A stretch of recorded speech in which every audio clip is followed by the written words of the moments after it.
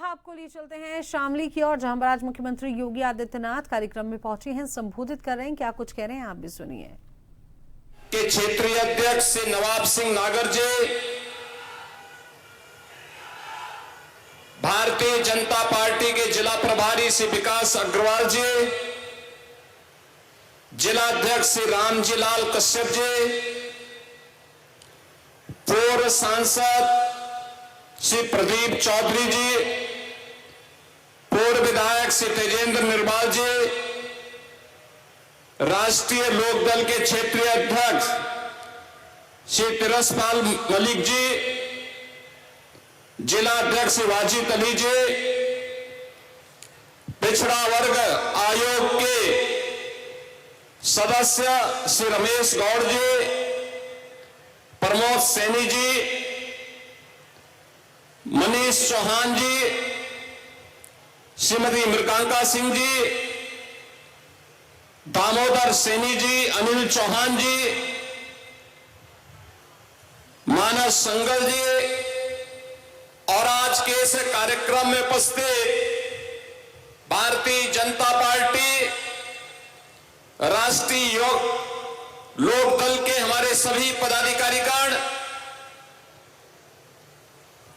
कैराना, शामली और थाना भवन के मेरे सभी उपस्थित बहन और भाइयों,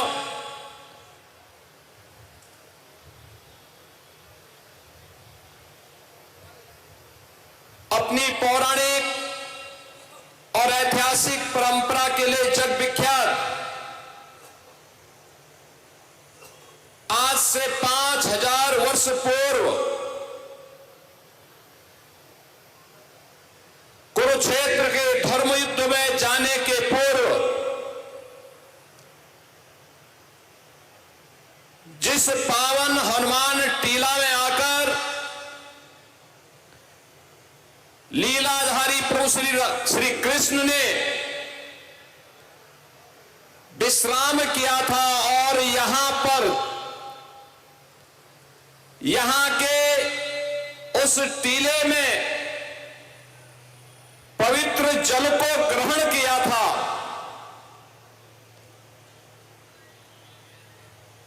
शामली और कैराना की इस पावन धरा को जिसने 1857 के प्रथम स्वातंत्र समर में ब्रिटिश हुकूमत की चूनों को हिलाने का काम किया था, और कैराना की पावन धरा जिसने भारत की शास्त्रीय संगीत की परंपरा को एक नई ऊंचाई दी, और जिस कैराना घराने से पंडित भीमसेन जोशी ने दुनिया के अंदर भारत की शास्त्रीय संगीत की परंपरा को एक नई ऊंचाई दी, इस पावन धरा को कोटि कोटि नमन करते हुए मैं आप सबका हृदय से अभिनंदन करता हूं। बहन और भाइयों, हमारा शामली जनपद जिसकी अपनी गन्ने की मिठास है, शामली आज से 10 वर्ष पहले लोगों के लिए कोहतुल का विषय बना हुआ था। लोग इस बात को ढूंढते थे कि शामली जिला है कहां जो इतना दहशत और भय का प्रतीक बना हुआ है।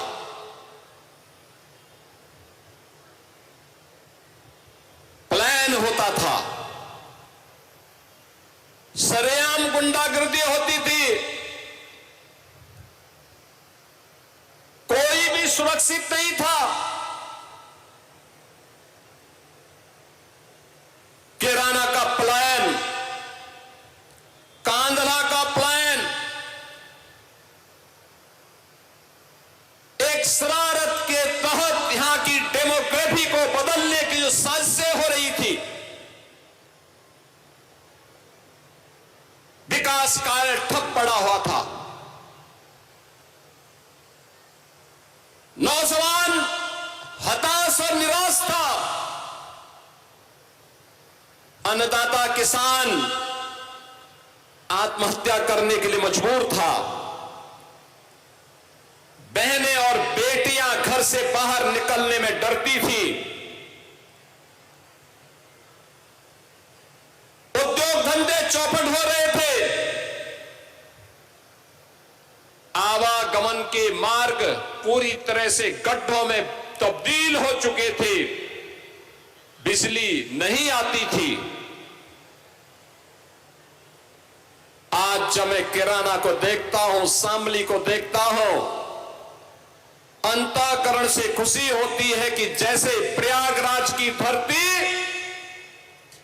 मां गंगा, मां यमुना और मां सरस्वती की त्रिवेणी के लिए जाना जाता है, ऐसे ही पश्चिमी उत्तर प्रदेश में हमारा शामली जनपद अब दिल्ली देहरादून एक्सप्रेसवे,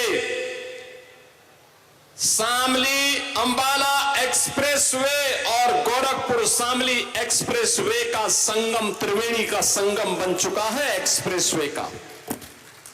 ये इंफ्रास्ट्रक्चर याद करना, यहां की युवा पीढ़ी की ऊर्जा का उपयोग अगर सकारात्मक दिशा में किया गया, आने वाले समय में यह इंफ्रास्ट्रक्चर और सुरक्षा का बेहतर माहौल हमारे शामली को एनसीआर के सबसे धनी और सबसे समृद्ध जनपदों में खड़ा करके रख देगा।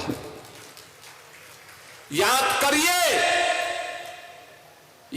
करिए आज से 10 वर्ष पहले आप बिजली के लिए तरसते थे और आज शामली अपने यहां से 400 केवीए के एक बड़े ट्रांसफार्मर के सब स्टेशन के माध्यम से, विद्युत स्टेशन के माध्यम से पश्चिमी उत्तर प्रदेश में बिजली की आपूर्ति करने का माध्यम बना हुआ है। आज से 10 वर्ष पहले मेडिकल की सुविधाएं नदारद थी। पहले ही 3 वर्ष के अंदर शामली ने जो प्रगति की 17 से 20 के बीच, मैं 20-21 में देख रहा था जब कोरोना महामारी थी, शामली के लोग तो स्वस्थ थे ही, लेकिन देश के अन्य क्षेत्रों से, दिल्ली और अगल बगल के क्षेत्र से लोग उपचार कराने के लिए शामली के हॉस्पिटलों में आने के लिए मजबूर हो रहे थे। बहन और भाइयों, ये विकास का मॉडल है जो डबल इंजन सरकार आपको दे रही है, और डबल इंजन सरकार आज एनडीए की डबल इंजन की, दिल्ली में प्रधानमंत्री मोदी जी के नेतृत्व की सरकार हो या उनके मार्गदर्शन में चलने वाली यूपी की सरकार, दोनों मिलकर के इस गति को शामली की प्रगति में बदल रहे हैं, उसको आगे बढ़ाने का काम कर रहे हैं। याद करिए जो भी यहां प्रसन्न चौधरी कह रहे थे मंच से,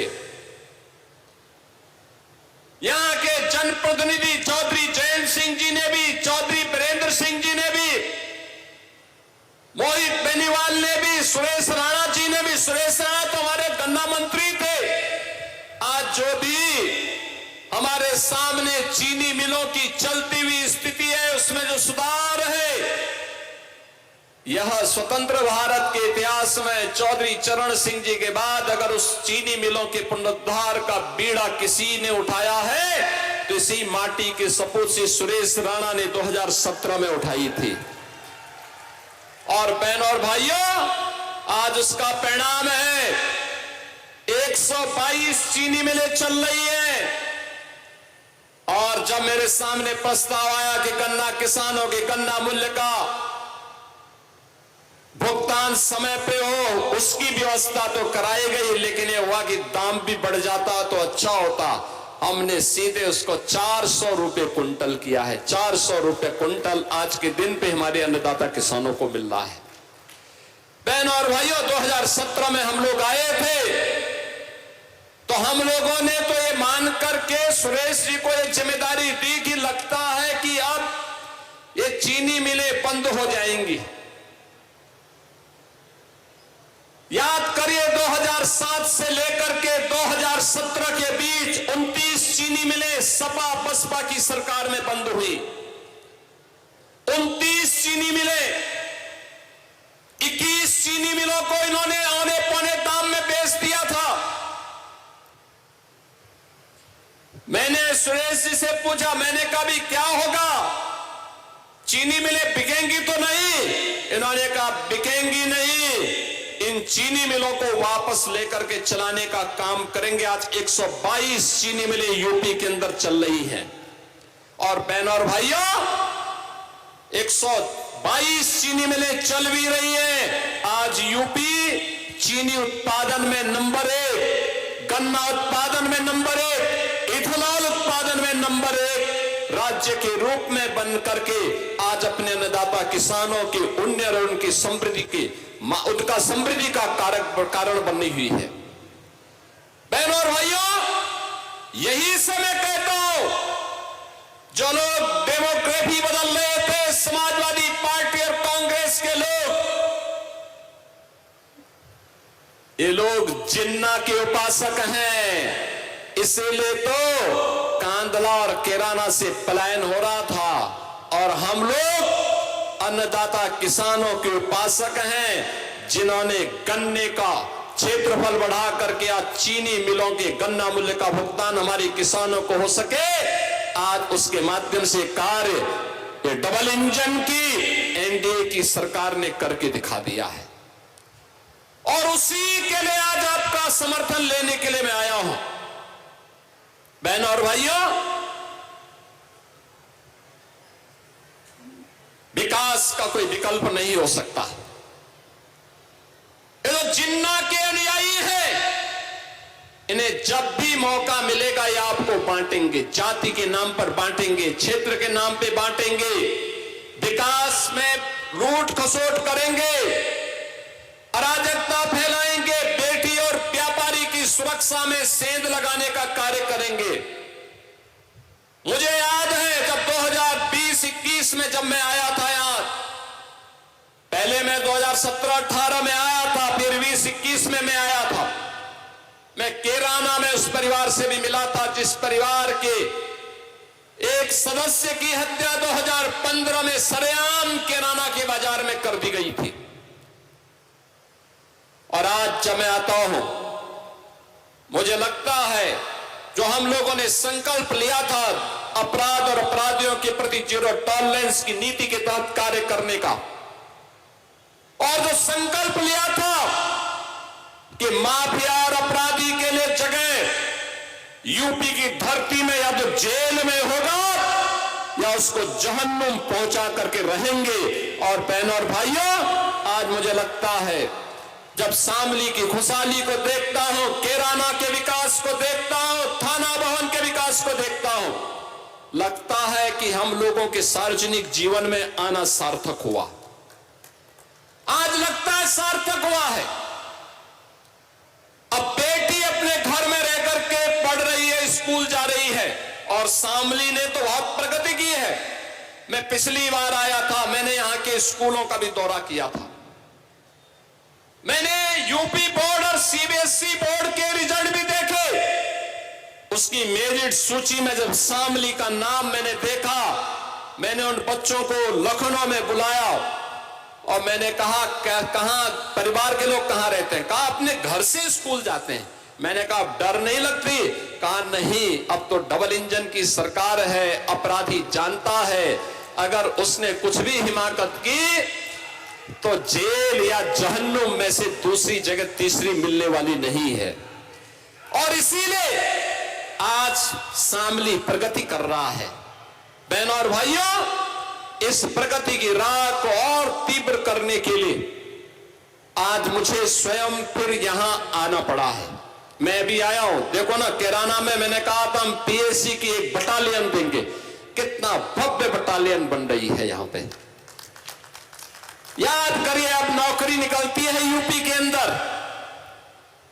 अब नौकरी का वो सिंडिकेट जो कभी सिपाही से चल करके शामली के नौजवानों के नौकरी के अधिकार को छीन लेता था, अब नहीं कर सकता है। अब नियुक्ति पत्र वितरित होते हैं तो शामली का नौजवान भी भर्ती होता है, शामली का नौजवान भी आज नौकरी पाता है, मुजफ्फरनगर का नौजवान नौकरी पाता है। आज कोई संकट नहीं है। बहन और भाइयों, एक समय था जो लोग आज आस्था की वकालत करते हुए दिख रहे हैं, ये लोग 2017 के पहले जय श्री राम बोलने पर लाठी मारते थे, गोली चला लेते थे,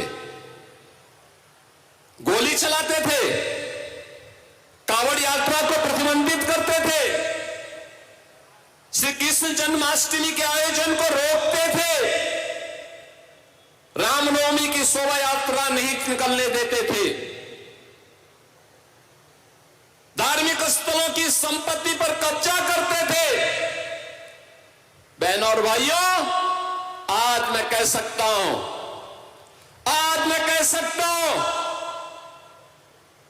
पश्चिमी उत्तर प्रदेश के लिए, यहां के किसानों के लिए, यहां के युवाओं के लिए, देश के अन्नदाता किसानों के लिए और देश के अन्नदाता किसानों के उन्नयन के लिए और युवाओं के उज्जवल भविष्य के लिए चौधरी चरण सिंह जी ने जो सपना देखा था, उस सपने को आज साकार कर रही है डबल इंजन की भारतीय जनता पार्टी और एनडीए की सरकार। एक और अन्नदाता किसान के उन्नयन का कार्य हो रहा है, उसके चेहरे पर खुशहाली लाने का कार्य हो रहा है। दूसरे ओर नौजवानों के लिए नौकरी और रोजगार की सुविधा है, बहन और बेटी को सुरक्षा भी है और उनके स्वावलंबन के लिए भी योजना है, और हर गरीब को शासन की योजना का लाभ प्रदान करने का कार्य भी हो रहा है। हर व्यापारी को सुरक्षा प्रदान की जा रही है, उनके निवेश को भी और उसको भी सुरक्षा प्रदान करके उसको आगे बढ़ाने का कार्य किया जा रहा है। यही तो डबल इंजन सरकार है। आज कांवड़ यात्रा को कोई रोकता नहीं, आज तो शानदार कांवड़ यात्रा चल रही है। सुरक्षा सरकार उसके साथ खड़ी है, प्रशासन उनकी सेवा में खड़ी है, उद्यमी व्यापारी और स्वयंसेवी संगठन उनकी सेवा के लिए खड़े रहते हैं। और मैं आज के इस अवसर पर जब कांवड़ यात्रा प्रारंभ होने वाली है, मैं सभी कांवड़ संघों से विनम्र अपील करूंगा, बहनों और भाइयों, मैं उनसे अपील करूंगा कि याद रखना, हम सब श्री राम के वंशज हैं, श्री कृष्ण के अनुयायी हैं और भोले शंकर